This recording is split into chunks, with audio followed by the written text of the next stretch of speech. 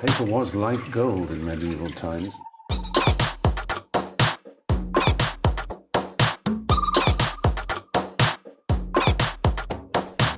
Oh, not tobacco, sugar.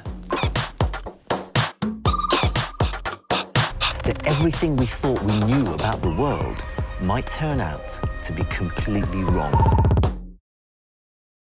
Previously on my second restaurant in India. Shish and I have been talking about possibly opening another restaurant in Mumbai this time. Oh my God, it's happening!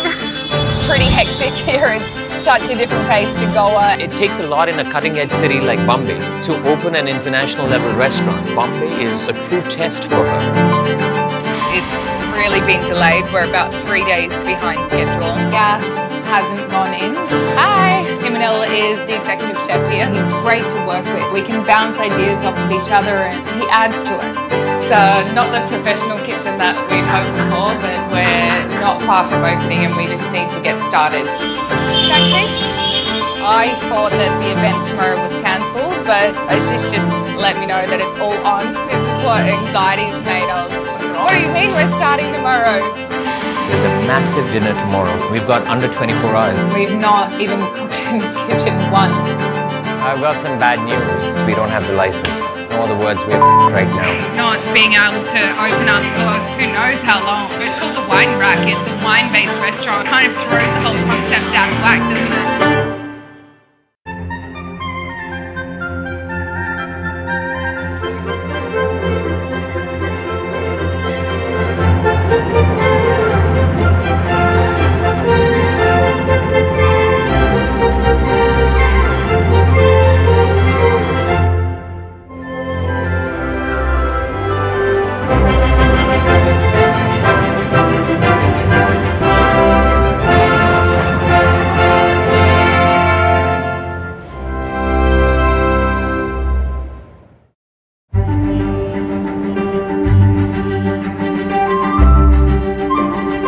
This morning, Sarah should be celebrating the launch of her new restaurant in South Mumbai, but delay after delay has once again held up the schedule, and Sarah still finds herself without an operational kitchen. Last night the Vogue party was cancelled because firstly we don't have gas and can't get into the kitchen, and secondly we don't have a liquor license and we're called the Wine Rack, so we can't open without serving wine. I don't know when the launch is going to be now. It's crazy because sometimes you just feel like screaming because you're just trying to hold in all these emotions that when you're the boss you have to maintain a calm face and positivity, but inside there's so many things going wrong and it's definitely hard to stay positive. Despite the chaos and furious energy of life in Mumbai, the people are highly spiritual, and time will always be taken to respect the traditions. Sarah's business partners have decided to perform a puja ceremony with hopes of turning their bad luck around. When I first landed in India, I have to say I felt a certain energy when I got here, and along the way I've started to embrace more and more of their traditions and their culture, and I love it because there's nothing more beautiful than everyone getting around and putting out positive energy and blessing the restaurant. A puja ceremony is to ward off any of those mistakes that you might have made and burn them in the fire and just get started with a positive energy.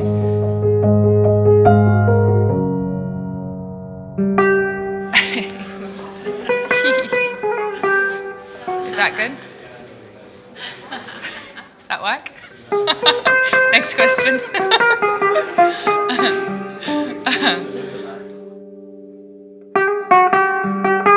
I felt a lot more prepared this time round, and I've spent a lot of time on the menu and I have a lot more knowledge than the first time round, and I felt excited that we were going to be quite prepared to start this time. But again, it's to the wire and we're really pressed for time, and yeah, it's pretty frustrating because the prep was there.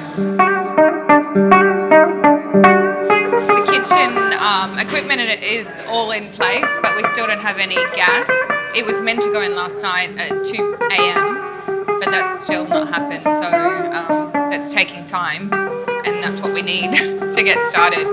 It's expected to go in the next couple of hours. But yeah, I said that 4 days ago, so. We have no walk-in yet. It's used for a bit of storage at the moment. It's hard to believe that today we're going to start cooking. I definitely feel the pressure of it, but it's different to Antares because I guess I've done it before and I expect these things to happen a little bit more now, so I don't get as shocked when I find out. But all of these things that happen are just completely out of my control. While the restaurant and kitchen are still not operational, the restaurant owners are already incurring massive rental and fit-out costs. So delaying the launch is not an option they are willing to entertain. It's really been baptism by fire because she has been through this kind of pressure before. But trust me, it never gets easy. We did a fair set of trials and we've done a fair set of work outside in Delhi, Goa, but never in the restaurant. So we don't even know if the equipment's working. We don't know if the exhaust is working. It all comes down to the complete package. It's not just one element. It's not the food, it's not the drinks, it's not the ambience, it's everything coming together. Now it just throws everything out of whack. I mean, the good thing is I'm just going to be refining the menu now and getting out there, getting more inspiration from Mumbai itself, you know, developing the menu, making it so solid and strong that, you know, we are going to give a solid menu.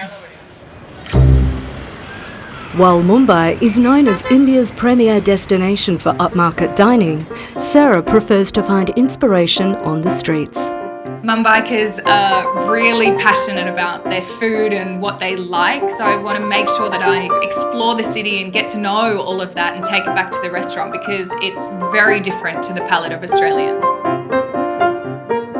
What is unique about street food in Mumbai is that it's popular amongst all economic classes. And it's common to find long lines of diverse patrons queuing on street corners at all hours of the day and night.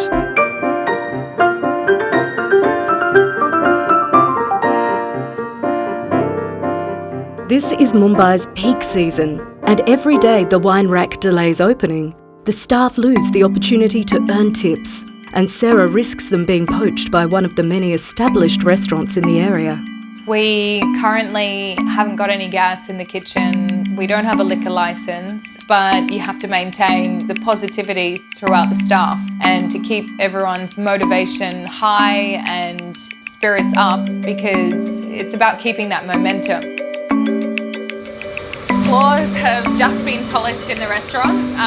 Great news. It means we're one step closer to having a functioning set-up restaurant. But in the meantime, it means that this is my entrance to the kitchen.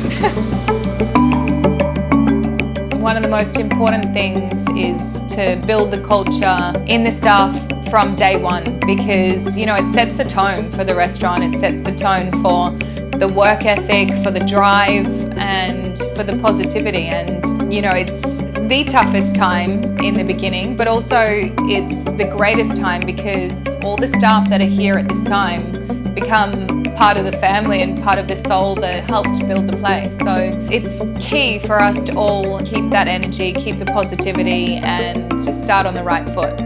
While the restaurant kitchen is yet to be fired up and the final touches in the restaurant fit-out are still being completed, the cost of rent and staff are quickly adding up. It really does not look like a finished place. The menu is not done, the place is not ready. So we should have opened about 15 days back and we were absolutely ready for it, at least in our heads. We could have done a lot of setup work today, but that couldn't happen because the floor has been polished and no one can enter the restaurant for at least till tomorrow morning. So that's an entire day wasted. But we utilized it for some kind of staff training. We had some wine tastings and basically trying to utilize every single minute that we have, you know, to get this launch right. No update as of yet with the liquor license. So I guess in our heads, we need to just be thinking that yes, it's going to happen and just, you know, powering through to the finish line and trying to get everything as ready as possible before then.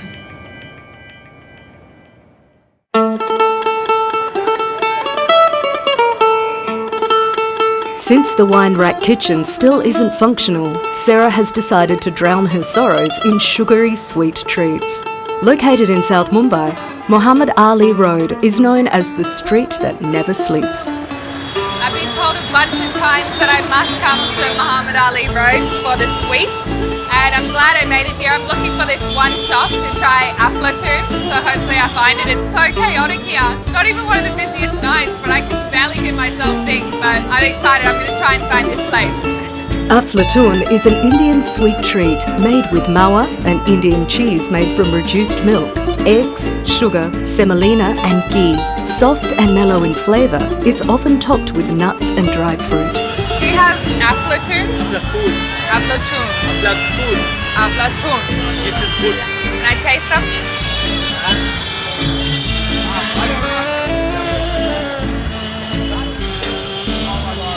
This is dry fruit.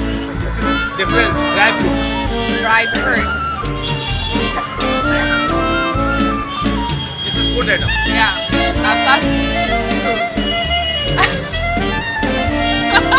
You're laughing at me. That aflatoon is amazing. It's a soft kind of flavour. It's not overly sweet. Like some desserts can be extremely sweet. This is perfect. It's so delicious. Can I get some?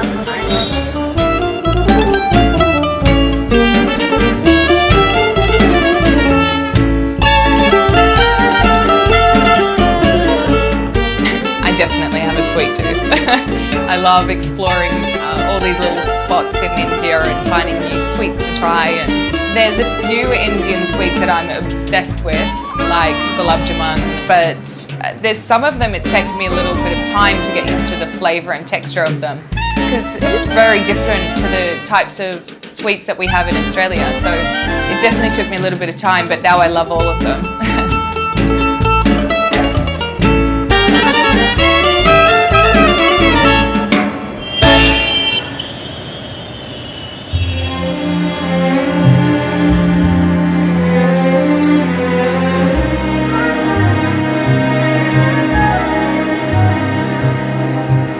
Just got back from Muhammad Ali Road, and I, to be honest, feel a little bit buzzed from all the sugar that I've eaten. Like I should be sleeping, but I just feel like I want to start cooking. The kitchen's still not in, gas is not linked up, the license isn't in place, but ultimately we're going to be opening as soon as it is. So this is a dish that I actually really want to put on the menu. This is betel leaf, which generally in India is only ever eaten as pan. So I wanted to try and create a dish that used the leaves in a different way. So I'm making a ran kolhapuri, which is a spiced lamb dish with coconut. It's a Maharashtrian dish, so I'm trying that out today, served atop the betel leaf and a little bit of avocado raita to freshen it up. First up, I'm going to temper some aromatic Indian spices. So I've got some cloves, some cinnamon and some cardamom. So I'm using mustard oil for this dish. It just adds a whole nother layer of flavour to the dish. And for the spices, I'm using more aromatic, lighter, fragrant spices. And just heat that up to temper the spices.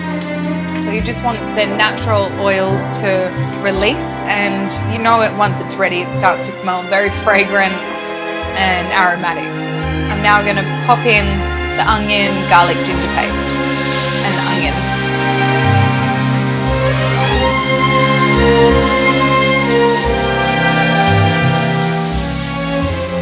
If you need, you can add a little bit of water at this stage to make sure that it doesn't burn. And then also I'm adding in a little bit of tomato puree. Now I slow cooked this lamb shoulder yesterday. I just basically did it with some garlic ginger paste and a little bit of garam masala, and slow cooked it for about 6 hours till it's nice and tender. So now I'm going to pop it into the sauce that I've just made. So all those flavours are moulding together now, and it's flavouring the meat, and it's all just cooking out. You don't want any of those spices to be raw. You want the tomato to be cooked out nicely as well. I wanted to add dishes to the menu that pay homage to the state, and actually also show people that these robust flavours do go really nicely with the red wine. The coconut milk just balances the dish. It adds a fresher element, makes it a little bit more creamy. Yeah, it just really adds to the flavour.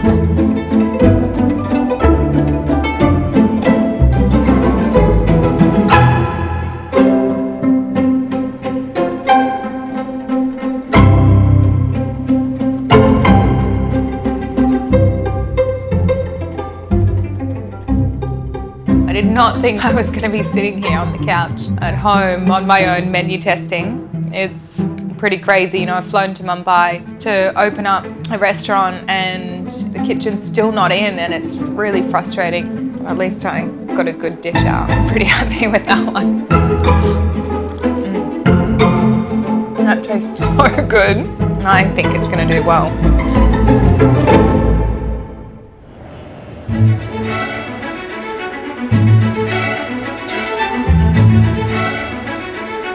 Today is a good day. I've been told that the kitchen is set and ready to go. I haven't seen it though, so I'm going to head in there and see it for myself.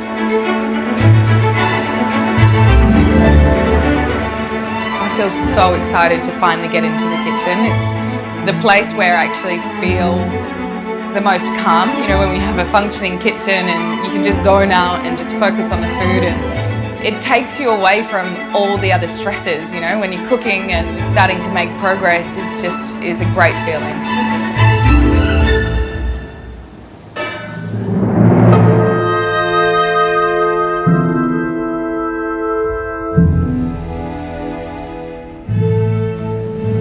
When I first walked into the kitchen today, I thought it was going to be like pumping and, you know, everyone's ready to start cooking, but it's still a long way from that.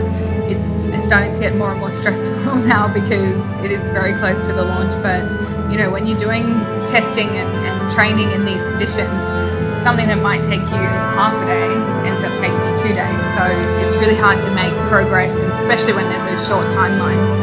Basically, I'm just going to clear a little space in the kitchen and leave the chaos around me because you can't tackle too much at once.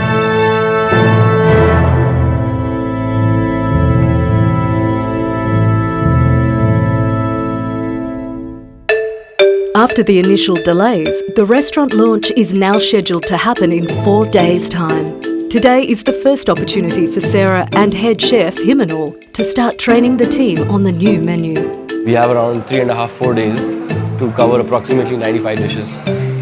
So that's almost 25 dishes a day. The kitchen team has no idea what the menu is, and that's going to be the biggest challenge, training them.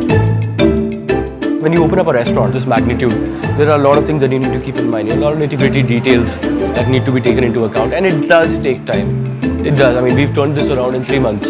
I think that's record time for anybody in this area. The kitchen is far from perfect, and there's a lot to be organised and arranged and still things to be fixed. But it feels great just to get started, and you know, to cook the first dish in the kitchen is a great feeling. So this is my ice nougat, and we're going to put a little bit of a spin on it today. So I'm just going to teach Himanul how to make the ice nougat. Ready? Yes, I am. Let's do it. So about 100 grams of sugar, 140 glucose. And then you just need water to kind of make it into a bit of a slurry so it doesn't burn.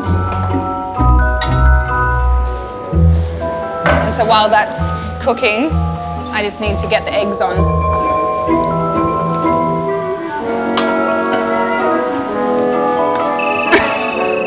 Hang on, wait. What the hell is wrong with this? New equipment and we don't know how to use it. Why? It's pretty simple, right? Start. Stop. And it's not happening. Read owner's manual before operating. It's definitely day one in the kitchen. There's always something. Just swapping it over for my green machine.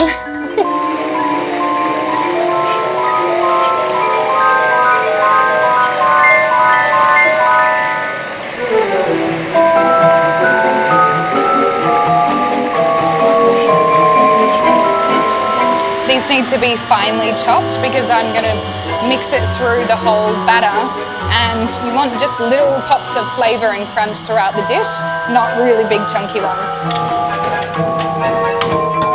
See, it's really stiff. You can like hold it above your head.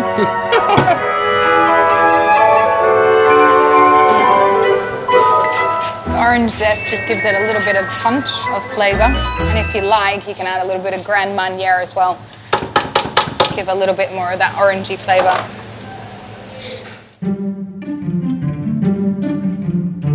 Sarah's menu will feature both Asian and classic European themes. For some of the chefs, this is a new style of cooking that they will need to adapt to very quickly.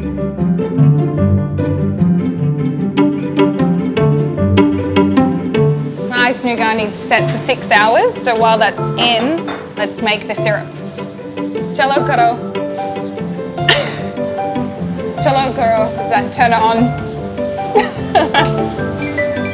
He asked me if I speak any Hindi and I said tora tora. It's like a little bit. Learning, slowly. So it's super simple, it's just pomegranate juice, red wine and sugar.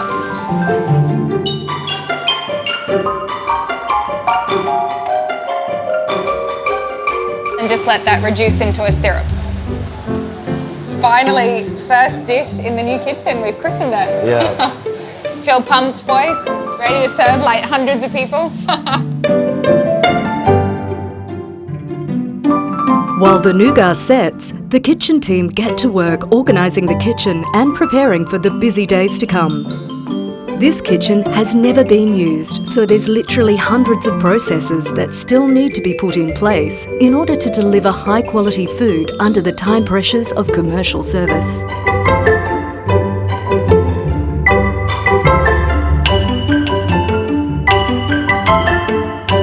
It's a little bit melted because the freezer was left open.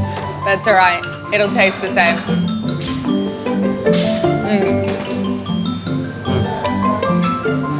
The orange zest? Yeah. And the textures of the nuts? And a little bit of cinnamon in the red wine pomegranate syrup. Tastes awesome. I feel so pumped. It's incredible the energy that you get inside when you're just able to start cooking. You know, it's my passion. This is what I love doing. And it makes it all feel that little bit more real and like it's happening. I feel the kind of butterflies inside and I'm just so excited to have started. It feels amazing. I feel so... I thought that was falling on me. He was just moving it. It's okay. As work on the wine rack continues around the clock, progress needs to be accelerated in all areas of the restaurant in order to be ready for the launch in just 4 days. After a big day, Sarah heads home to prepare for training the staff on the remaining 94 dishes.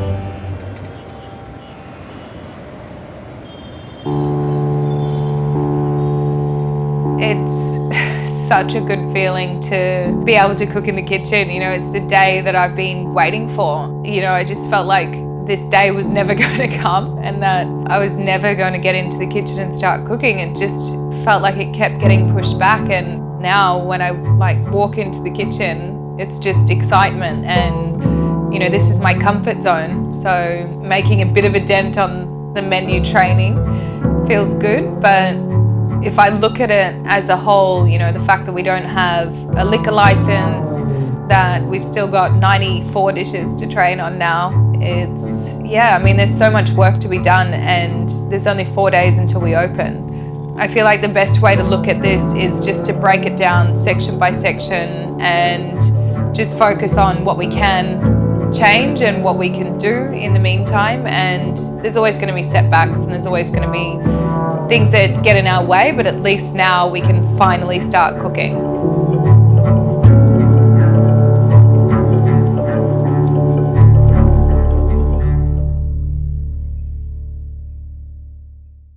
Next time on my second restaurant in India. 2 days until the launch. The pressure definitely builds up, especially so close to the launch, and yet a lot to do right now. The kitchen team has no idea what we're going to do. That is the point which is stressing me out quite a bit. Himanel's recommended this restaurant that we try out. They do these amazing rumali rotis. This is so good. I think it'd be amazing as a little starter. I need more practice. This is the craziest time, you know, in the lead up to the opening, but it's what you'll remember, you know, you were there from the beginning. I've come down to Derby Ghat. It's a pretty amazing sight to see. I haven't had an opportunity to fly back and see my family. Hi Sarah, I just wish I was there. I'm feeling pretty tired and we haven't even opened. Why am I doing it again?